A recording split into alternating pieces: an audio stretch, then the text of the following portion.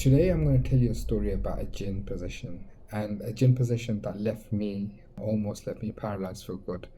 And I don't really share this story with people, but I have a whole channel about jinn stories and I thought it'd be hypocritical of me not to share it. This story is very personal to me. It's also quite embarrassing at certain points. So it was about 10 years ago.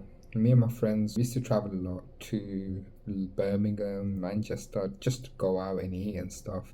I was one of the first out of my friends to start driving. And one day we went to Luton. It was on a Thursday, I remember. We went to Luton. We were in a place called Galaxy. We were just chilling. It was four of us, including myself. Because I was the only one driving at the time. When we came back to London, I thought I'd drop them off. So one lived in Bethnal Green, one lived in Plaistow, one lived in Forest Gate, and obviously myself that lived in Manor Park. So I dropped them off. So Bethnal Green guy I dropped off, Plaistow I dropped off, and then when it came to Forest Gate, my friend lived off Shrewsbury Road. And those that don't know Shrewsbury Road, it's off Romford Road, and you got one side of Shrewsbury Road that's, if you like look at the gardens and stuff of that particular side of the road, there's Manor Park Cemetery on the back. And I dropped him off, and even though Forest Gate and Manor Park is literally 10 minutes, especially at around midnight, I decided for some silly reason, because I really needed to go, that I'm going to just quickly went for a leak. And silly of me to do that, but I did. And then I got back in the car and then I drove to my house. And when I got in, everything was fine, everything was normal. I woke up the next day, everything was fine, everything was normal. And the next day was a Friday. And on Fridays, I used to do deliveries for my dad. Well, every Fridays and Saturdays. My dad had a takeaway in Upminster. And I remember just setting off, driving to Upminster, got there about 5 o'clock. All of a sudden, I started feeling really, really weak. I'll tell you what it felt like. It felt like, do you know when you play football for so long and then you get fatigue on your leg? That's what it kind of felt like. And when that happened, like, it wasn't just on my legs though, it was all over my body, like my arms, my legs, my back, my neck, my chest, everywhere. I felt so weak. It was like muscle pain. And I didn't feel good at all. Like, I felt heavy. I felt like all the life was sucked out of me.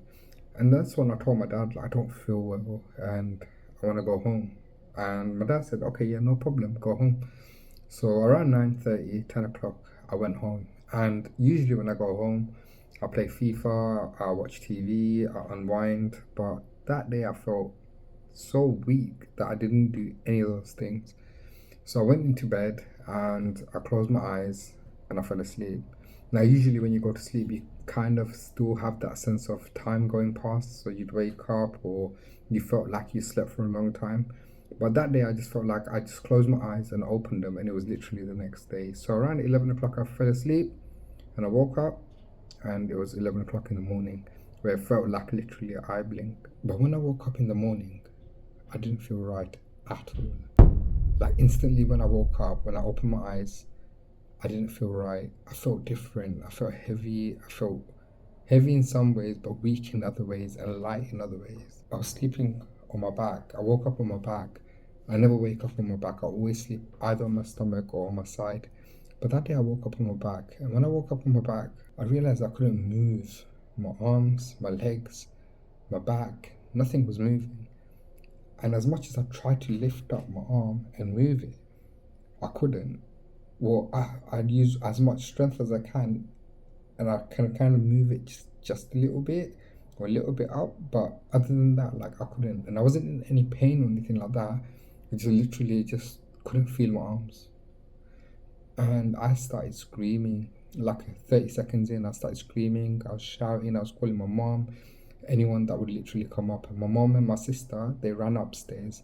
They come and see, like, what's wrong? And then I'm like, I can't move. I feel paralyzed. I can't move. And my mom called the ambulance and the ambulance came. And they took me to Whipps Cross Hospital. When they took me to Whipps Cross Hospital, they immediately put me into a ward. They were like, we're going to keep you in for and just trying to figure out what's wrong with you. So they did, the first night I remember, when they took me in, they did like observational checks, like a plan in place to put steroids in me to see if they can kickstart the muscle movements in my body. But to be honest, they didn't know what it was, and that kind of left me confused, because I was like, what the hell is going on? I literally woke up that day paralyzed. And I remember, like, because I was still in the 90s, I remember when the nurse came to take some of the stuff off, she goes, what's those three marks on on my shoulder?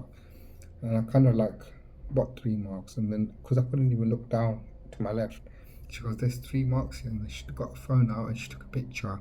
And it was three marks, which was basically like scratch marks. So imagine like three scratch marks here, like but about probably like half a finger's length, maybe something like that. And it was three marks along, and it was quite strong, like you can kind of proper see it. And I was like, I don't know. And then I thought, could it be the seatbelt or something like that? But then I realized that when you're driving, the seatbelt holder's on this side, and you kind of wrap it around like this. So if there was going to be any marks from the seatbelt, it would be on my right side, not on my left shoulder. Anyhow, for like 3 days they kept me in, and those 3 days I literally couldn't move. I couldn't move my arms, my leg, my back. I couldn't even move my head left or right. I was literally paralyzed. The only thing that was working was my mouth. I could talk. Other than that, my whole body was completely gone. So my mum, because the doctors couldn't find any sort of solutions or were completely baffled as to what was wrong with me, she decided to go see a Raki, and just on a whim, she just thought, you know what, something doesn't feel right, let me go speak to someone. And then I remember the next day, my mom came in the morning. When she came, she was always the first person to come visit me and the last person to leave. And she goes to me, well, did you urinate somewhere? And I was like, yeah, I did. And that's when it kind of dawned on me that what this could potentially be. And then she goes, do you have any marks on you anyway? I was like, yeah, I do. And I showed her the marks that the nurse showed me. I was like, there's a marks on my left shoulder. And then she took my top off like this, and then she saw there was marks on my left shoulder. And she was like, yeah. And then it most likely is Ufri because of, or black magic, we call it, or some jinn possession, because of what you did and urinating in on the street. So my mom made a phone call to this Raki, and this Raki that evening dropped off some. Well, my uncle went and picked it up, but dropped off some like water, and the water had like reading and stuff that he's done on it, and some oil as well. And the next day, my mom started applying that all over me, like, and make me drink the water. And within like 3-4 days now, still I'm in the hospital. They're doing observation. They have no clue what's wrong with me. I started feeling sensations in my hand again. Like I was able to move it. It was stiff because I hadn't moved it for so long, but I can still move my hand. I can still move my left hand. I can lift my leg up. I can move my back around, that kind of stuff. And over like another period of like a week and a half, I was completely back to normal. I was walking around the wards and stuff like that. And still to that point, the doctors didn't know what was wrong with me. And like maybe 2 weeks after that, they discharged me. I was completely fine. I was completely normal. And that's my story, guys. Like almost that jinn attack, which it was a jinn, was really upset or really angry at me that I urinated maybe on it or around it or on its house. And I stupidly didn't realize that there was a cemetery on the other side. And even if there was, that was no excuse for me to do that. And this is why I want to share my story with you. Yes, this channel is about entertaining and scaring each other about jinn stories and that, but there are some stuff that we can learn from it in terms of how to conduct ourselves to make sure that these kind of things don't happen to us.